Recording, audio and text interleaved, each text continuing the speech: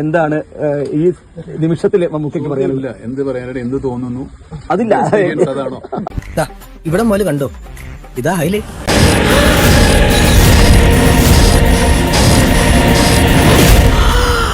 എന്റെ പൊന്നോ, ഇതെന്താ ഏ പടത്തിന്റെ ട്രെയിലറോ? ഗീതു ചേച്ചിക്ക് ഇതെന്തു പറ്റി? ഇങ്ങനെയൊന്നും ആയിരുന്നില്ലല്ലോ പണ്ട് പറഞ്ഞത്. പണ്ട് മമ്മൂക്കയുടെ കസബ എന്ന സിനിമയെ കുറ്റം പറഞ്ഞ ടീംസ് ആണ്. WCC ഇതെങ്ങനെ സഹിക്കും? പ്രത്യേകിച്ച് പാർവതിയും റീമ കല്ലിങ്കലും. മമ്മൂക്ക പണ്ടേ തന്നെ പറഞ്ഞതാണ് സിനിമയെ സിനിമയായിട്ട് മാത്രം കണ്ടാൽ മതിയെന്ന്. അപ്പോൾ എല്ലാവർക്കും കൂടാ. എന്നാൽ ഇപ്പോൾ സ്വന്തം സിനിമയിൽ എന്തു വേണമെങ്കിലും കാണിക്കാം, അതിന് ഒരു കുഴപ്പവുമില്ല. എന്തായാലും ഗീതു ചേച്ചി ഇപ്പോൾ ഏറിലാണ്. പണ്ടത്തെ ഒരു ഇന്റർവ്യൂവിൽ പറഞ്ഞതും വൈറലാകുന്നുണ്ട്. As a filmmaker, it is an added responsibility that people are comfortable when they watch with their family.